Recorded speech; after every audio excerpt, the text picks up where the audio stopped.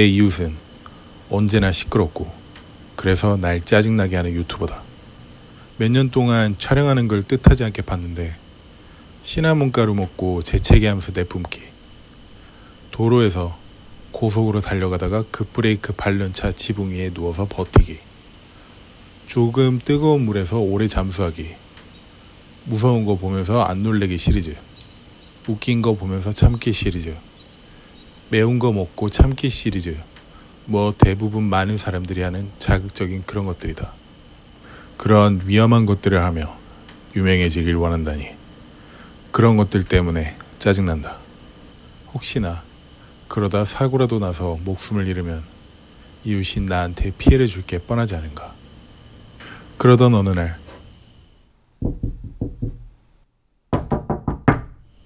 그가 우리 집 문을 두들겼다.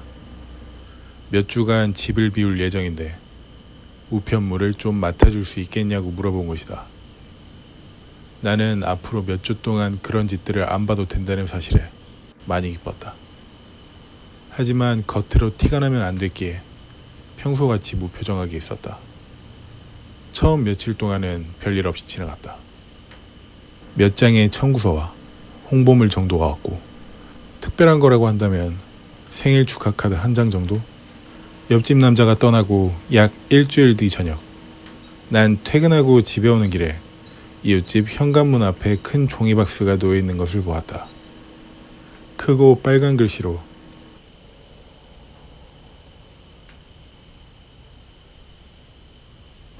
라고 쓰여 있었다.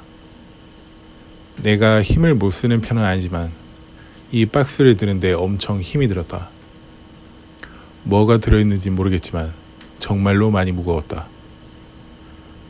이 박스를 길 건너편에 있는 우리 집까지 끌고 오는 것도 힘들었지만 집 앞에 도착하자마자 현관문으로 이어지는 계단으로 올라가기는 불가능하다는 것을 알아챘다.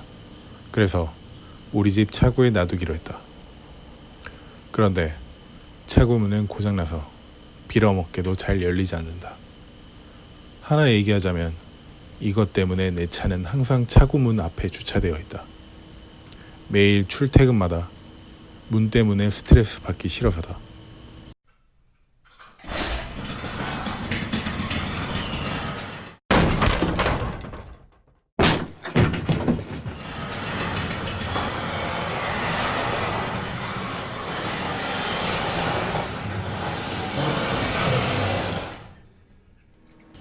어쨌든 다시 차고문과 씨름하던 중 몇 번 걷어차니 열리기 시작했고, 문턱 때문에 박스를 들어 올려야 해서 옆에 있던 끈을 잡고 있는 힘껏 들었다. 차고로 들어가려고 하니 끼릭끼릭하면서 열리던 문이 멈췄고, 난 다시 힘껏 걷어찼는데 그 반동으로 인해 내가 잡고 있던 끈이 박스에서 끊어지며 떨어졌고, 그때 뿌직하고 뭔가 깨지는 소리 비슷한 게 들렸다. 이런 젠장. 난 자책했다. 난 박스 안에 있던 물건이 깨지지 않았길 빌었지만 만약에 깨졌다고 하더라도 이웃 사람한테 말하지 않을 것이다. 그러면 배송 중에 깨졌다고 생각하지 않을까? 어쨌든 우여곡절 끝에 박스를 넣어놓고 별다른 일 없이 며칠이 지났다. 하지만 언젠가부터 집에서 어떤 이상한 냄새가 나기 시작했고, 그 냄새는 마치 스컹크 방귀에 달콤한 양을 섞은 듯한 요상한 냄새였다. 집에서 냄새가 날 만한 곳은 모두 청소해봤지만 그것은 줄어들지 않고 점점 더 심해졌다. 결국엔 이 냄새가 점점 더 강해지는 곳을 따라갔고, 차고문을 열었더니 이 역겨운 냄새는 나를 집어삼킬 듯 덮쳐왔다. 그리고 곧바로 냄새의 근원지를 알아내긴 어렵지 않았다. 그동안 이 차고의 유일한 변화는 며칠 전 구석에 갖다 놓은 큰 상자뿐이니까. 그때 들었던 무게와 지금 풍기는 냄새로 추정해보자면 박스 안에 있던 것은 고기 덩어리였을 것이며, 냉장고 안에 있어야 할 녀석이 저렇게 있었으니 모두 상해버렸을 거라 생각한다. 그런데 그 정도로 크고 무거웠는데 대체 얼마나 많은 고기가 있었던 걸까? 암소가 한 마리 통째로 들어가 있는 건가 하고 생각했다. 나는 부엌에 가서 과일을 들고 코를 막은 채로 박스로 다시 다가갔다. 사실 방금 전에 젖어있는 박스를 열어보려고 손을 갖다 댔다가 고깃즙 같은 것 때문에 너무 찝찝해서 과일을 가져온 것이다. 그리고 그 즙은 박스뿐만 아니라 주변 바닥까지 고여있을 정도였다. 만약에 이 상태에서 박스를 차고 밖으로 끌고 나가려 한다면 상자가 찢어지며 안에 있던 내용물이 쏟아져 나와 우리 집이 엉망이 되는 불상사가 생길 수 있다. 나는 절대로 그렇게 되지를 원치 않는다. 그래서 가위로 윗부분만 찢어 조심스레 쓰레기 봉투에 한 조각씩 옮겨 담기로 결정했다. 박스 윗부분을 막고 있던 테이프를 천천히 갈랐다. 나는 냄새가 더 심해질 수 없다고 생각하고 있었지만 뚜껑을 열었을 때 전혀 다른 아주 끔찍한 악취를 맡을 수 있었다. 그것은 마치 이제 조리 완료된 오븐을 여는 듯했다. 그 오븐에선 열이 뿜어져 나왔겠지만 이 박스에선 오줌, 땀, 똥, 그 밖에 이상한 썩은 내가 뿜어져 나온 것이다. 이 엄청 역겨운 냄새를 맡자마자 정신이 아찔해져 비틀거릴 수밖에 없었고 바로 토하기 시작했다. 마치 그 상자에서 나오는 냄새는 공포 그 자체였던 것이다. 나는 그 냄새 때문에 차고를 도망쳐 나와 신선한 공기를 마셨다는 사실에 전혀 부끄럽지 않다. 차고에서 아주 잠깐 있었지만 내 옷과 머리카락엔 냄새가 배어버릴 지경이었으니 말이다.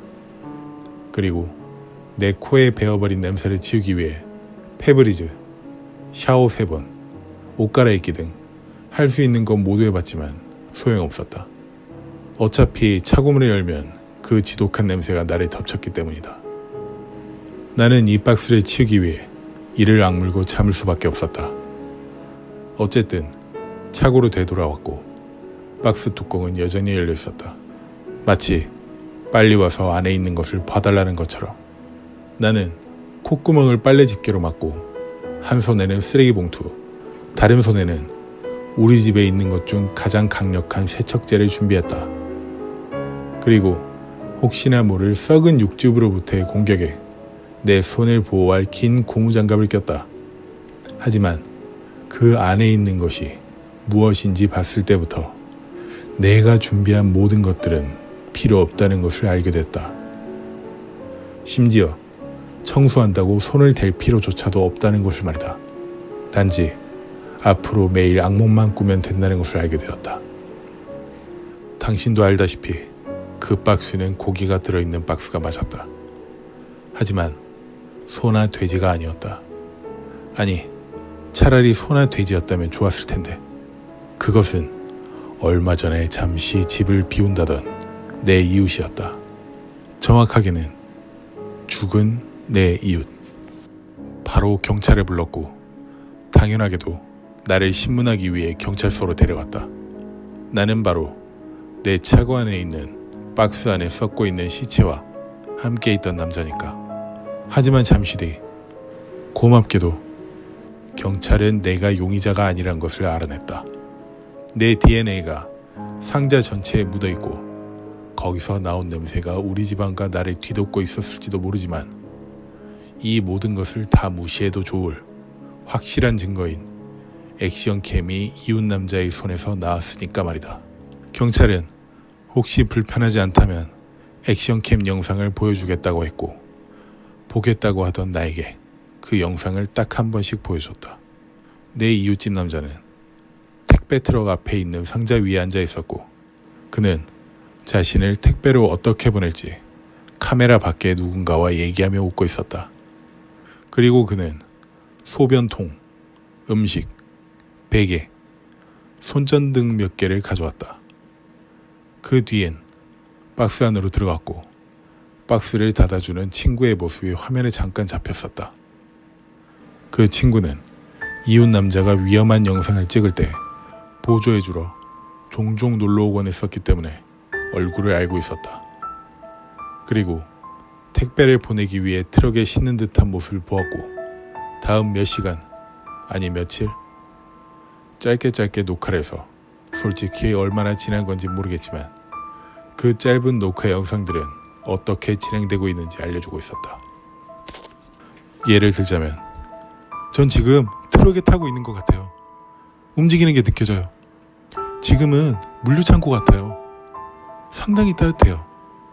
저한텐 음식이 여전히 많이 남아있고요. 이런 것들이었다. 그리고 나서 마지막 영상에선 상자가 넘어지는 듯했고 그로 인해 그 남자의 목이 부러지는 것이 찍혀 있었다. 이 마지막 영상은 메모리가 꽉 찼거나 배터리가 다 떨어질 때까지 녹화된 듯했다. 하지만 경찰이 이 마지막 영상을 보여준 뒤 내가 그들에게 말하지 않은 게 한 가지 있었다. 그것은 상자가 넘어져서 남자 목이 부러지고 그 직후 차고문이 끼릭끼릭거리는 익숙한 소리를 들었다는 사실이다. 잘 시청하셨나요? 잘 시청하셨다면 구독 버튼을 꾹 눌러주시고 다른 영상도 있으니 시청 바랍니다. 언제나 감사합니다. 쇼킹TV였습니다.